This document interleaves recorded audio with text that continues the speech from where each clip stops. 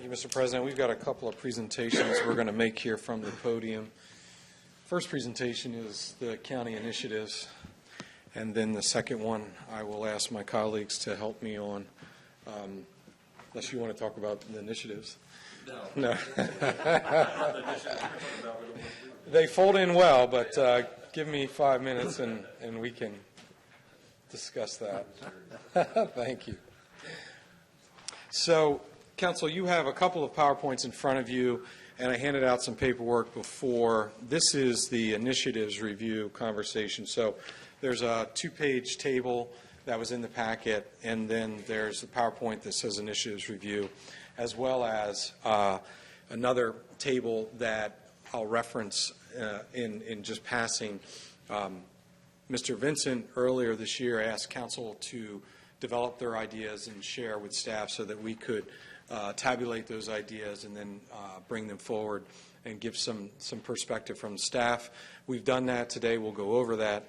In addition, there was a request to update the same table that we created a couple of years ago, which was the projects list from that time period. So the two tables in front of you are just that. I'm not going to review the list that's 2 years old. You can do that on your own.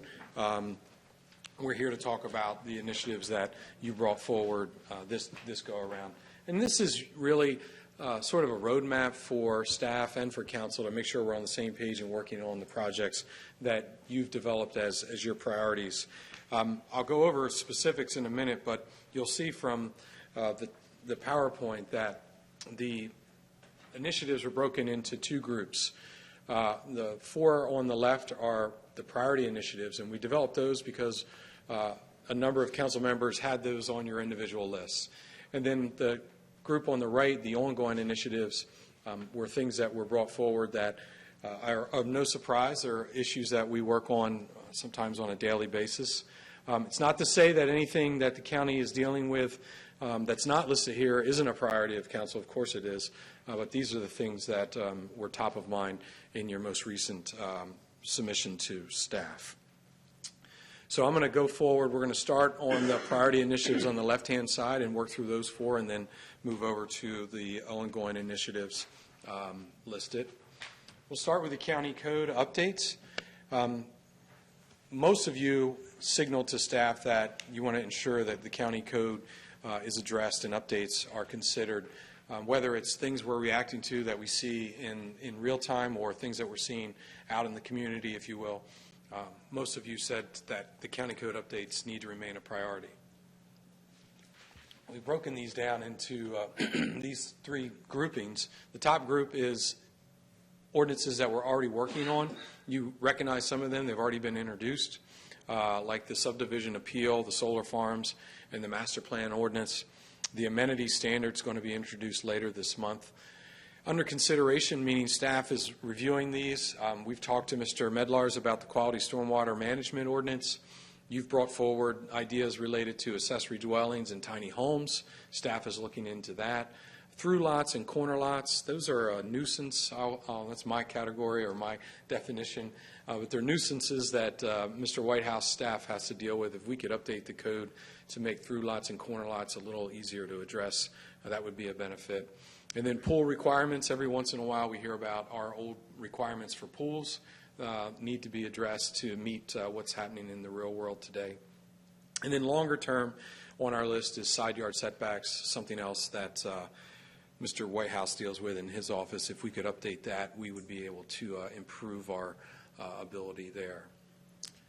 By the way, if you have any questions about this, I'm going to move forward, but just stop me if there's any specific. The only thing I would say is the two that are considered accessory dwelling units and tiny homes, you might group that under a category that says it's an extension of our efforts to create workforce affordable ownership, which is kind of the next phase of that entire multi-year process. Correct.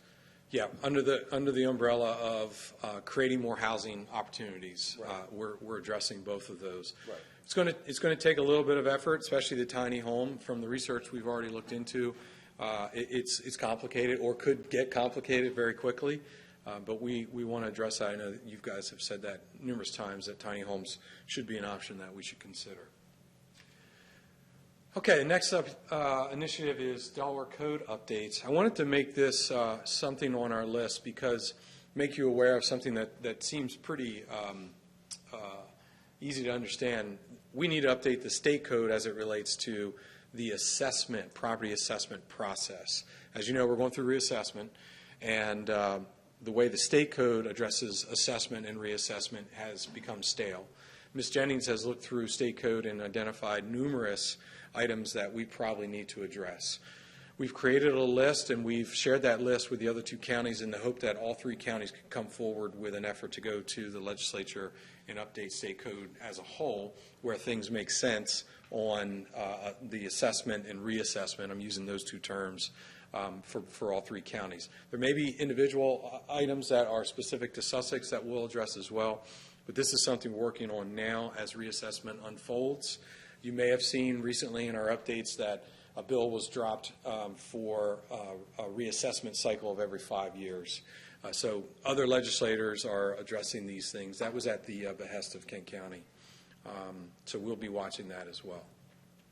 Okay, next priority initiative is DelDOT. So the 2 things that most of the council members submitted were DelDOT, roads, and transportation network, and development questions. So this was an item that we saw from most of you. And then here are some specifics under the DelDOT initiative that staff is either working on or that we'll bring forward to you all. As you know, we've announced that DelDOT's coming later on this month and providing a pretty thorough update to council on a lot of items. Projects that are happening, actual construction projects, updates on the TID. We have 1 TID underway and potentially a second one. Where we are on the CTP, as you know, we just announced that the CTP is being developed for this 2-year cycle. We're soliciting input from that. And then other topics that you may or may not want to address with the Secretary and her staff, but they've committed to coming down later on this month and providing that update. On the CTP, we are soliciting the public's input right now. So far, we have received some requests in the website portal, so that's good. We're hearing from the public. Our fast intersection at Cave Neck, Hudson, and Sweetbriar, they've identified the right-of-way that needs to be acquired currently, and they're committing to construction next year. Again, that fast-forwarded that project by a number of years in our CTP. The MOU review, we are having ongoing discussions with DelDOT related to the MOU. I know we've had some feedback related to the implementation of the MOU update that took place a few years ago. There are some kinks maybe that we're working through, but I believe we'll get there. And then long-term discussion on development funding. That's sort of a new topic that's unfolded between DelDOT and Sussex County. How much money are developers providing for residential, in particular residential development, and is that enough? And should that look different? So DelDOT is studying that issue. They're going to give us some information, which we'll present to you as well, to see if you believe or if you have an opinion on whether or not the amount of funding that's coming into Sussex related to residential development is enough. I've tried, I know Councilman Hudson's tried, since we've gotten here, I think, to try to nail down some sort of number from DelDOT as far as what is required, and it seems like it's moving target. I mean, it's case-by-case basis. I don't know how to characterize it, but I couldn't tell you exactly what they require. Yeah. Other than they do require something. They certainly do require something, and it is a moving target. And sometimes it's hard to determine how much because the developers will do their work in front of the development. They'll contribute to work that's being done by DelDOT in the future. And it's hard to understand exactly how much that is in total. Right. Other intersections farther out and so forth. And when it gets spent and how much money is contributed, yeah. So they have committed to providing that information. I'm hopeful we will see it. I think that adds to the misnomer that the public thinks that developers don't put any money into the roads or the intersections or the areas around their development. I think that just adds to confusion and some misunderstanding. You're correct, Councilman. You see the improvements in front of the development. You see the turn lanes, you see the bumps out, and you don't see the money that goes to the intersection improvement that was part of their TOA or their TIS that they contribute to, because it may not happen for a number of years that those improvements are made, but they certainly have put the money to DelDOT so that DelDOT can make that commitment at some point in the future. Well, I remember what Jen Cohen said when she was head of DelDOT, is that people are complaining about the roads, but soon they're going to be complaining about all the orange cones. And certainly on 24, we've been experiencing that on Route 24, and I know we're going to be seeing a lot of construction in the next few years. Yeah, correct.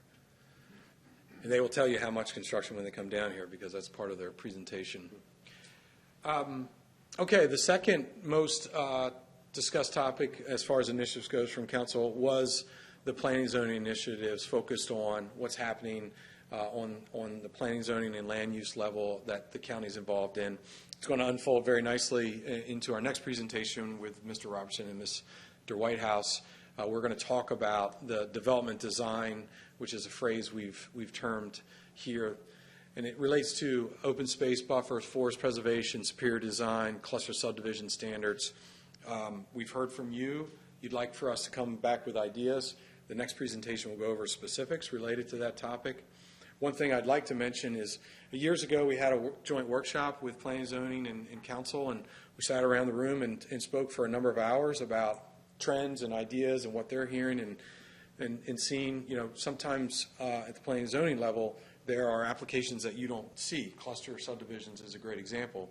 And maybe there's some feedback you should hear from the commission directly about the trends that they're seeing and perhaps some ideas that they'd like to unfold, because ultimately it would require a code change, and that's your responsibility. I think it's a great idea. I think we did that previously. It worked out very well. Yeah, yeah. So I think that Conversation. the time has come. Transfer development rights, I've heard from a couple of you related to this topic. It's a complicated matter. We've had a few meetings already to kind of touch on the edges.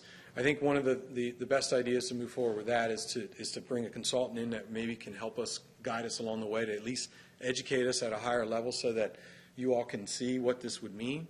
Maybe they could even study Sussex County a bit to see if it would work here, given the characteristics of the county. So you've listed that, and I think it should be something to tackle, but it should also take a little bit of time and maybe a consideration of hiring a consultant, go out to an RFP and bring someone in that's actually experienced in that topic. Okay, so we're going to shift from priority to ongoing. Again, I don't want anyone to take offense if you're not listed here and you're a county department. It doesn't mean we don't care about you, but these are things that are always top of mind. Of course, we always think about our inspectors or our libraries or our assessors. We care about all employees, but these are some of the initiatives that usually are done in a budgeting standpoint, and they're large capital projects or large personnel matters that we're engaged in. As I work through these lists, you'll understand. But these are the lists that you came up with. Airport construction and expansion, we're always worried about what's taking place at the airport. How can we grow the airport? How can we increase our takeoffs and landings? We are ongoing numerous projects with capital expenses in mind. The parallel taxiway runway, the 422 runway extension, the terminal apron rehab, and the parallel taxiway B construction. All these projects are underway at some level. We are working with the FAA and with our delegation to maybe try to speed that up, because the amount of funding it's going to take to do some of these projects is quite large, and it's going to take place over a number of years. We're trying to shorten that to see that we can get the runway extended as fast as we can. Okay, broadband, something that we've talked about for a number of years, and a few years ago the county put money towards broadband in our most rural areas, almost as a test for whether or not wireless broadband would work. The good news is it did work. We did connect a number of customers, but probably the better news is the state and federal funding eclipsed the county's funding by the tune of hundreds of millions of dollars that they're going to be spending in the state, and mostly in Kent and Sussex County, to expand broadband. So I would say we tried, and now the state and feds have taken over on that initiative. Let them go and see if they can make the connections. They report thousands of connections have happened in Sussex County. They've got another wave of money that's coming through right now that's going to connect even more people in Sussex. It just takes time. They've got to contract with the private providers, and they've got to identify the need, and then they've got to extend that last mile of fiber down the road to connect into the homes. And it's the hardest connection point to make, and that's why it hasn't happened to date. Business park expansion. Talking about Delaware Coastal Business Park, you were out to the ribbon cutting to see the great outdoors cottages. You've seen their big building. That's a great expansion of our business park, and we've got other additional space in phase 2. It's all shovel ready. Utilities in the ground, we're ready. That was Mr. Vincent's mission a few years ago, to make sure that we're shovel ready, and we are. We have a number of acres that are available, and we are actually soliciting numerous tenants, potential tenants that are looking to the business park as a place where they could expand. So we're pretty excited about the future at Delaware Coastal.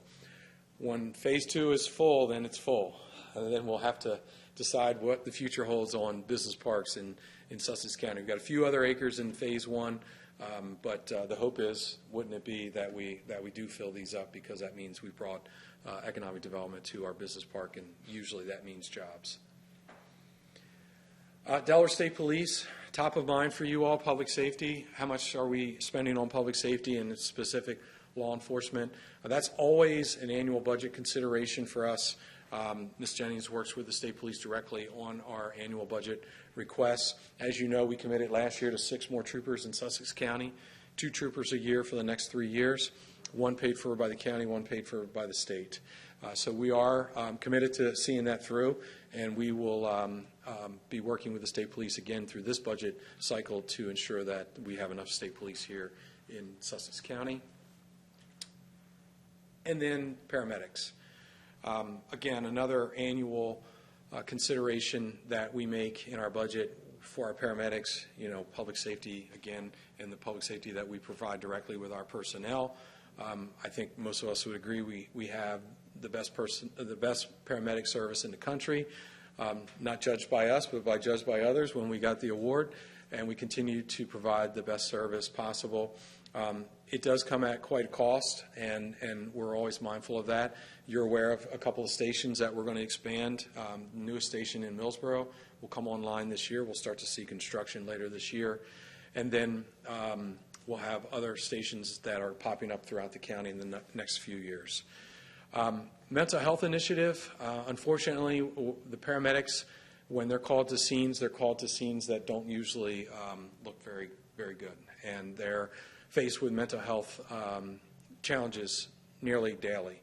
And we've been talking to Director Murray about that, and we are trying to provide as much as we can in the way of support for our paramedics related to mental health. So we've got a couple of initiatives in progress related to that as well. That's a national situation that first responders are dealing with, and we're not immune to it in Sussex County either. When we talked about it, we've also expanded that to our local law enforcement, our fire companies. We know that the mental health side of this should not be ignored, so we're making sure that our personnel are a part of that as well. Okay, fire and BLS. Speaking of, we do continue to work with our local fire and BLS companies, seeking financial agreement compliance. As you know, a few years ago, we asked that the local fire companies provide financial agreements. We're working with them and continue to work with them to get compliance in their reporting standards. That's an ongoing work in progress. Some are meeting our expectation, and others have some work to do. We continue to work with our County Volunteer Fire Association to determine their needs, meeting with them to make sure we discuss what their needs are today and what they may be in the future. Again, that's another budgetary conversation that we'll be exploring in the weeks to come as we start the budget work and have our budget workshop in a few months. And I think, no, one more. Sussex County Land Trust and open space acquisition. So another initiative that you all listed in your priorities and ongoing. We have had great luck recently in our open space acquisition. We do have some other parcels that we're working with our partners for open space acquisition. Some exciting announcements probably in the weeks to months to come on new acquisitions. But we've had a pretty good streak here recently with property on Route 24 Piney Neck, Hopkins Preserve. The Land Trust has been very busy in that endeavor, and kudos to them and kudos to the council for supporting that. I think we've got historic levels of acquisition right now when it comes to the funding that the county's supporting. We would like to take it another step further and meet with the Land Trust and establish an MOU for roles and responsibilities. The Land Trust is asked to come forward and make a presentation here at a future meeting to talk about what they're working on and working with council on that MOU as it relates to the management of some of these properties. So it's very exciting to see, years looking backwards, the properties we've acquired, and now to see them come forward and be developed, and some of them in a public access manner. So stay tuned for more discussions on that.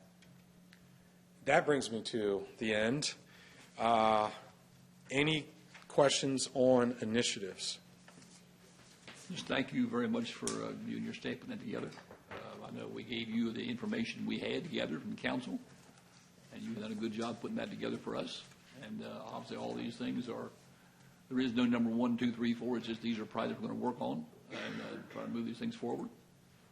So thank you for all that effort. Yes, you're welcome. And it's a moving target in some regards. I think council is fully aware of what staff's working on. It starts with the budget each year and what gets funded, and then these ongoing initiatives that we're working on related to the direction you give us, sometimes on a weekly basis, sitting right here. So we will continue, and if the target moves, by all means, let us know. I remember a few years ago you said, I think, council's ability to fill your plate exceeds your ability to Empty it. meet all, empty it. And I think we've done a pretty good job of loading up your plate. Looks like you've got a lot of work ahead. Yeah, so great segue, and you may have heard the comments a few minutes before related to development design from our constituency, either coincidence or not, but we are going to talk about development design today, and it seems like that was top of mind for all of you in the list that you provided with staff or to staff a few months ago. One way or another, we've heard from all four of you on this topic, development design.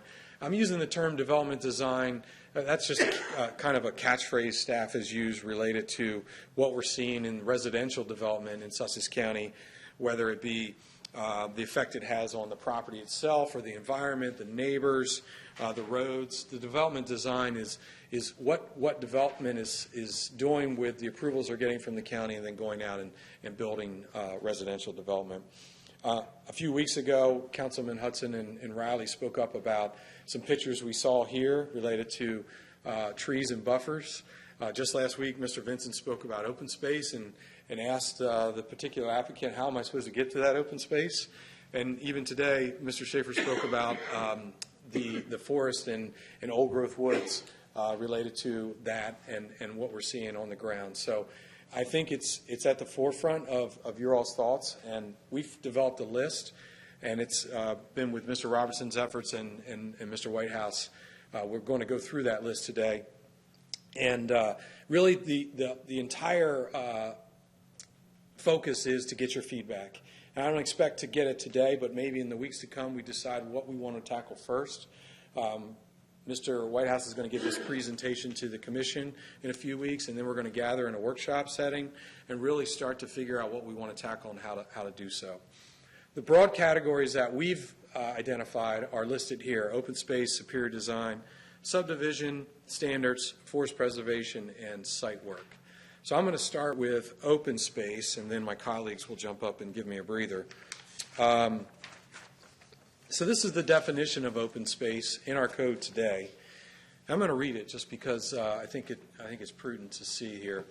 Those lands within all major residential subdivisions, residential planned communities or developments which have a purpose to provide active and or passive recreational opportunities, maintain land in predominantly undeveloped or natural state, including lands used for agricultural purposes, promote conservation, protect wildlife, or serve as a buffer between residential and non-residential areas and or commercial and non-commercial areas. Pay attention to some of the catchphrases here: active or passive recreational opportunities, predominantly undeveloped or natural state, serve as a buffer between the different uses. Like I said, that's our current open space definition. The definition goes further to list permanent uses. This is the list here almost verbatim. I think we just cut and pasted it. Again, pay attention to what qualifies as open space today in our residential development code. First one right out on the top, recreational facilities, including swimming pools, game courts, play areas. It goes on. Ponds which have a demonstrated recreational value. When my colleagues and I discuss this, I don't think we can define recreational value. What does that mean? Can you swim in the pond? Can you fish in the pond? Can you look at the pond? What's recreational value mean? Probably something we should look at. Again, permanent uses, sidewalks that aren't in the right-of-way. And then stormwater management facility area. Again, what does that mean? It probably means something to Mr. Medlars that he can clearly define, but I'm not sure that definition is what's being followed. It's something we might want to look at. Is that the ponds? Is that the land around the ponds? Perhaps that's a bioswale. It's not necessarily clear exactly what is permitted in the open space uses. To go further, again, current definition, this is what's not permitted. Building footprints, utility facilities, including any building. But when you go back to the previous slide, you see that recreational facilities are allowed. So there may be a question of consistency in the permitted and not permitted uses, something we might want to look at. And is this what council wants? Are the items listed here or in the previous slide what you want to see as defined as open space? And I'll go further into that in a minute. It is clear that the drafters of open space did have one thing in mind. There is two types of open space, both active and passive open space. And they both count towards the open space requirements. So when you look at a site plan and you see the swimming pool, or you see the clubhouse next to the swimming pool, or you see the preserved wooded forest, all of that is included in the open space calculation. But it begs the question, are people able to access that open space, and what is the true value in that open space? These are questions that we probably want to explore in further detail in further conversations. Okay, so we're going to share with you a typical cluster subdivision. This is an actual subdivision under construction right now, so this has been approved in Sussex County. The particulars you can see on the left, 2 units per acre would equal 140 units on a by right 2 units per acre parcel, assuming you could get the infrastructure needed for that calculation. This cluster subdivision resulted in 133 units. Of course, cluster subdivisions do require a 30% open space calculation. Everything painted in green is open space and meets the 30% open space definition. So if you can follow the cursor here, this is your swimming pool and clubhouse. This is a stormwater pond. This is open space lot with a dry pond, but it is also surrounded by homes. This is another pond surrounded by homes. To Mr. Vincent's comment last week, how would I access this open space? And then your typical very large stormwater ponds when you enter into most subdivisions. Very nice, landscaped usually with fountains, very decorative, and usually very appealing, but it's also considered open space. And then, of course, the infamous perimeter buffer that we seem to be talking about quite a bit, the green strip around the subdivision is always counted as open space, and it's the perimeter buffer here. But most of the time, the perimeter buffer also doubles as someone's backyard. There's a lot line, of course, but it does beg the question, would the residents of this particular subdivision walk the perimeter and enjoy the perimeter as open space? That's a question we should probably explore. In this particular calculation, the open space, active open space is 2.4 acres. Passive open space, to the developer's credit, all of this area up here in the green was forest that was preserved and remains. And then the perimeter buffer accounts for 4 acres towards the open space calculation in this particular subdivision. So, But question on that strip of grass that's between the curb and your sidewalk.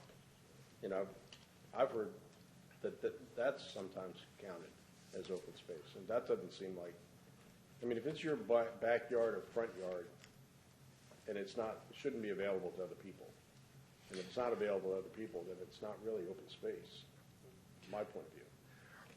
Right, and that's one point of view we continue to hear is open space something you can enjoy, i.e. get on the space and enjoy it, walk your dog, walk around the woods, or is it open space like the decorative ponds when you drive in?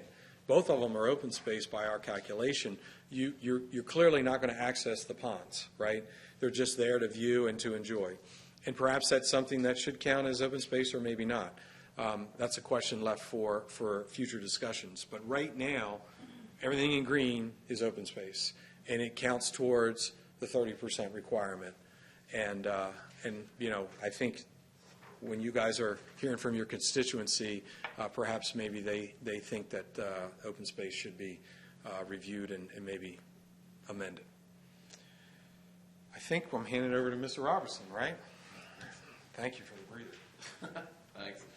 So the next slide is cluster subdivisions and superior design requirements. You'll recall a couple of years ago we closed a loophole where subdivisions in the coastal area did not have to show superior design. Anything in just the AR1 outside the coastal area did. We closed that, so everybody has to show superior design now as a part of a cluster subdivision. So a lot of this is what Mr. Lawson already spoke about, but do we want to take a look at the superior design criteria and add additional options that allow flexibility and better design with regard to those superior design requirements? In other words, improve what's currently in our code. Another option that was actually originally in the cluster subdivision ordinance more than 15 years ago when it was first put into place was to require a developer to show a yield plan. Basically, you'd have to show how many lots you could get by right if you had sewer, 20,000 square foot lots. And you could design it however you wanted. It could be the worst possible subdivision known to man, but if you could fit those lots on there, that was the number you then used for your cluster subdivision. That was taken out when the ordinance was approved. That would be something you could consider putting back in. Mr. Whitehouse is going to talk about perimeter buffers a bit, and Mr. Lawson talked about it already. In these developments, they have to be 30 feet wide. Do we need to consider whether that's enough? Should it be more? Should the next bullet say, should there be better protection of those buffers so that if there's existing mature woodlands in those buffers, we know that that'll be preserved. And how do we accomplish that so that there's a way that works that it's not too easy to take that down as part of the overall improvement or site work on the subdivision?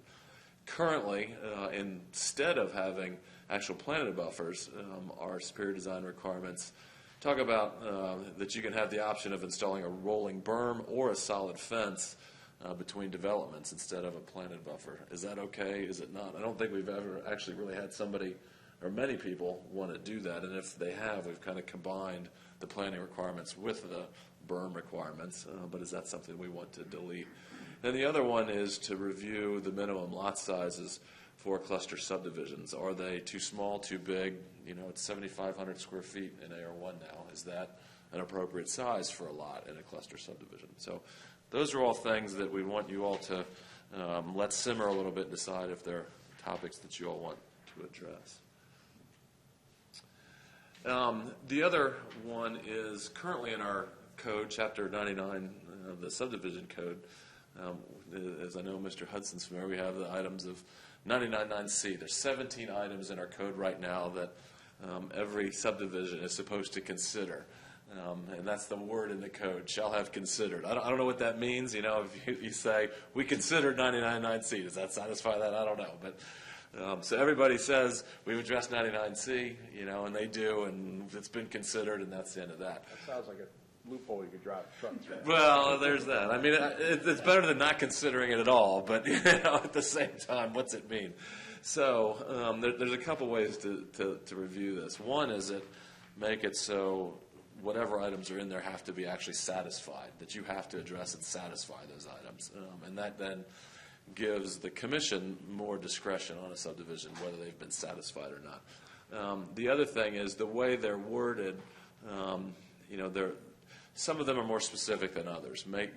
Take a look at each of those 17 items and perhaps add to them, but make them more clear and less general, so that not only they describe what you need to address, but they make it so that you can either achieve it or not achieve it. It's quantifiable. So, that would improve the subdivision design. It would improve, I think, the presentation of subdivision applications to the commission. It would improve the discretion the commission has on subdivisions. So that was the last bullet. Take a look at that current language and change it from consideration to the requirement that it be satisfied. And it's a good start. There are 17 items in there. It's not like we have to completely reinvent the wheel, but it's something we can take a look at. It's the vegetation and soil removal bullet. Isn't one of the big problems that the conservation district requirements almost dictate that a developer almost has to clear grade the entire site to meet their design criteria to shed the stormwater to a centralized pond area? Well, that's a question that I always ask Mr. Medlars, and I'm hesitant to ask him to come forward and answer. But I think that might be true. But so if it is true, we make the assumption it's true. I mean, is there any opportunity to? I don't know if any other jurisdictions throughout the country do it a different way, right. So you don't have to clear grade the entire site. I mean, I don't know if we have any influence over the conservation district to have those discussions. No, I think, but that is a topic that sort of folds into all this: forest preservation, the design, the width of the buffers.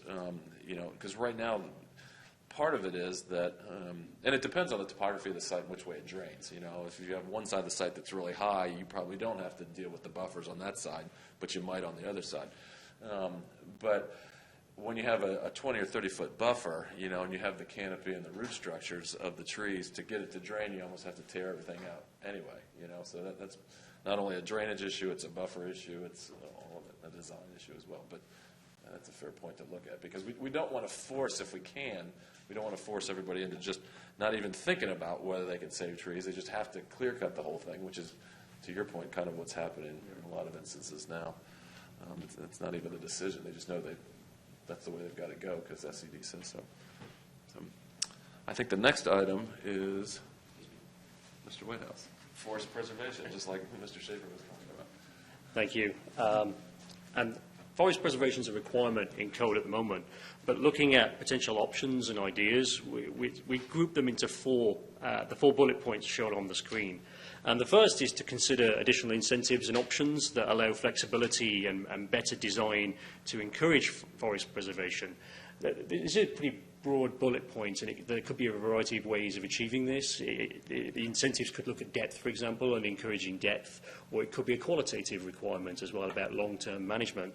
There's a variety of ways of achieving this objective, but the overall thinking was that are there ways we can further incentivise this in code at the moment to increase the quality or the area of buffers that are delivered as part of the subdivision process, and the other applications as well where we see buffers. The second is more of a document requirement. It's to consider a forest assessment prior to site work.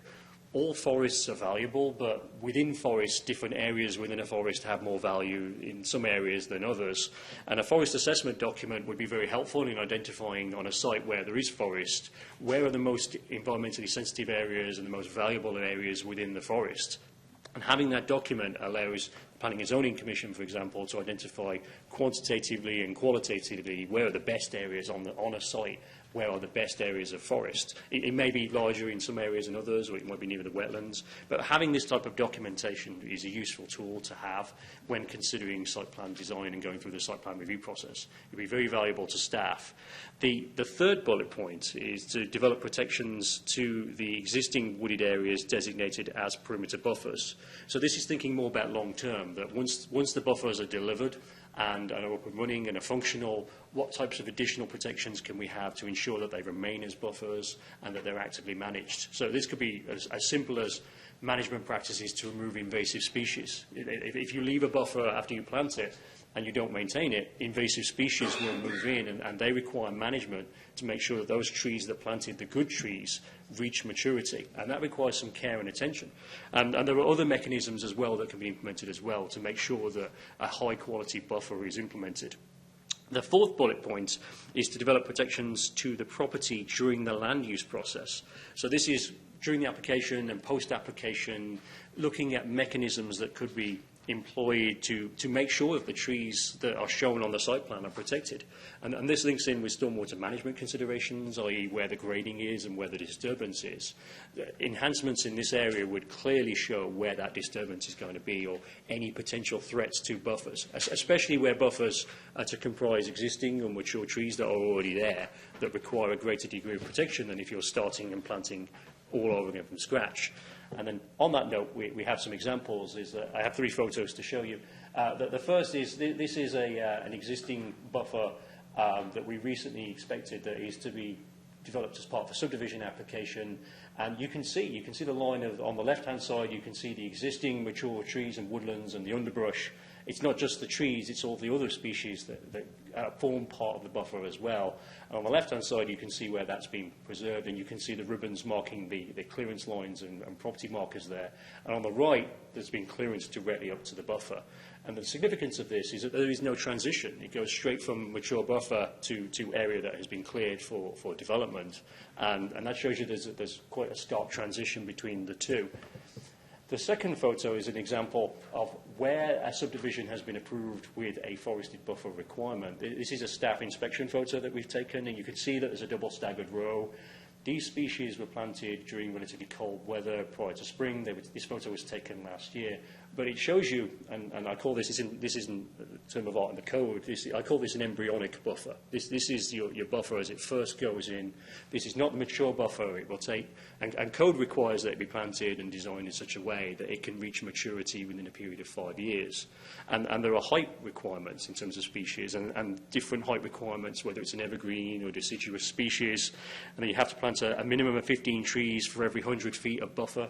But this is an example of one that is compliant and has been planted with code, but it will take at least 5 years before it reaches anything remotely resembling the previous photo that you saw. And it may be that there are options to further enhance this in terms of maintenance, because that will require continuous maintenance to make sure that invasives don't establish themselves within this area.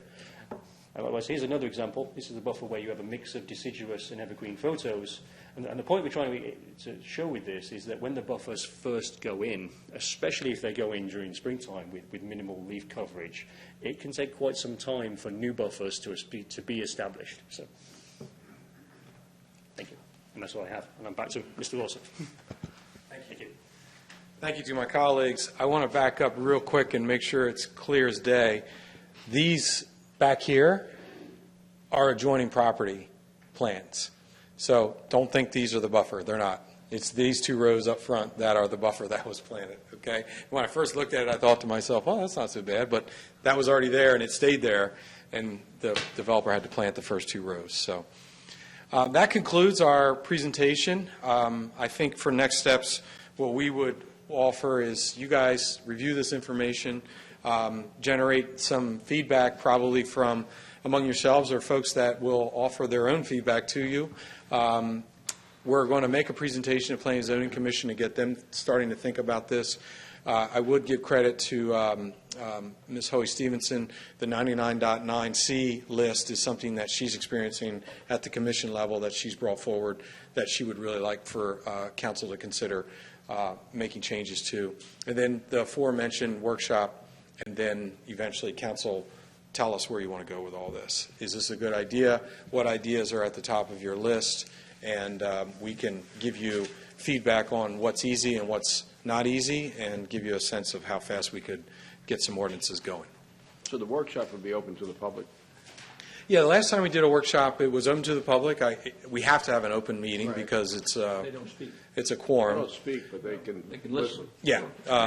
Public usually does not speak, and we just create an agenda that we would They could certainly email after the meeting. walk through. Sure. Any questions or comments about this? Another fine job. Well, thank you. It's a team effort, and we will. Hopefully we gave some guidance. You gave us tremendous guidance, and we will get your feedback after this, and that's really what I need from you is direction on what's next. All right? Thank you. You got one